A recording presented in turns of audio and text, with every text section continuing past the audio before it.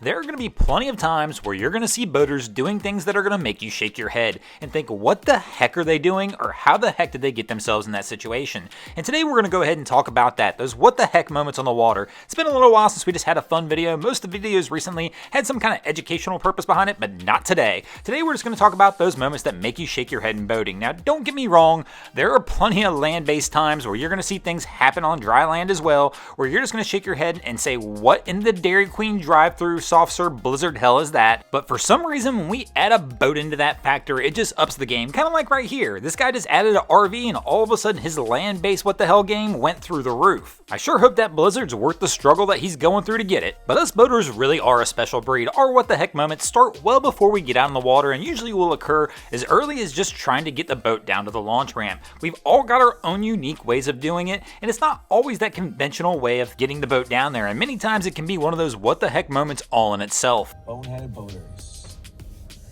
Broncos Guru, I'm sure you'll love this. And of course, there's those really good ones where even us boaters look at other people and say, what the heck are you doing? I can't make this up. I can't really believe what I'm seeing. Okay. At least it'll be fresh when you get there.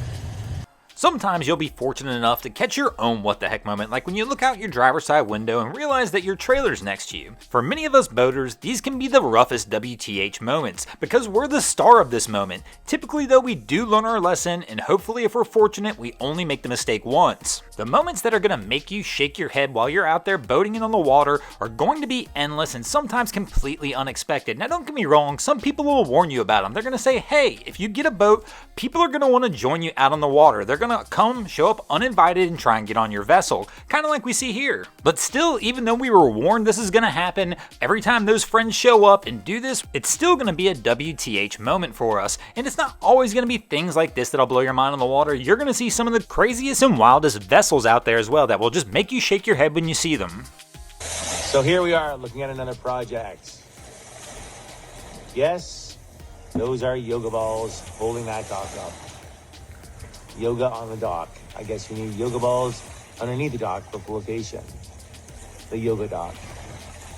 Oh, and my favorite ones are the situations where you look at them and wonder, how in the world did they even get in this spot? I mean, it's a sailboat. How did they run this up the dock so fast the rudder got up there?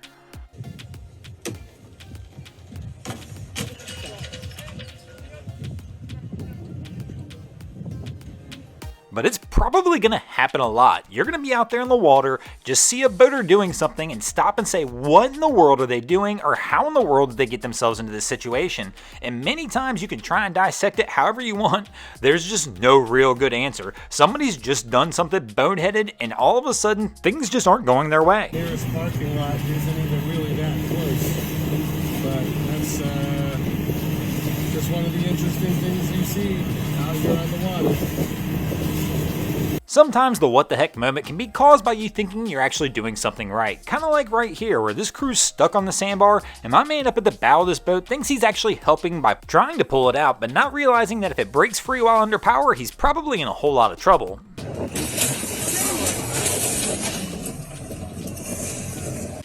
Sometimes those WTH moments will be caught by that captain who's had a little bit too much fun out there in the water. Sometimes these guys will be hard to see because they won't always be behind the helm. But don't get me wrong, just because you're not behind the helm, if you had a little bit too much fun out there in the water, sometimes it's going to show anyway. And then of course there's always the good old full send boys, and they're always good for a WTH moment as well. Boneheaded Boaters of the Week. Sandusky, Ohio, Lake Erie. We got a stranded Wellcraft at the Sandusky Sandbar. It happens. Thanks for watching. I hope you enjoyed this episode of Boneheaded Boaters of the Week. If you ever see anything crazy happening out on your waterways, be sure to hit me up on Facebook or Instagram and let me know, and you might see your stories over here, just like Adam Coolidge, Bethany Hogan, Bussin' WTB, Corey R. Jackson, Connor McNally 14, Dave Ott, Corey Vadaz, Crystal Newborn, Heidi Geiger, Jamie Hoffey, Lewis and Christopher, Marie-Claude Nicholas, Marvin Maverick, Phil Ross, and Vicky Miller did this week. And if you guys haven't already, go ahead and drop an anchor on the subscribe button here.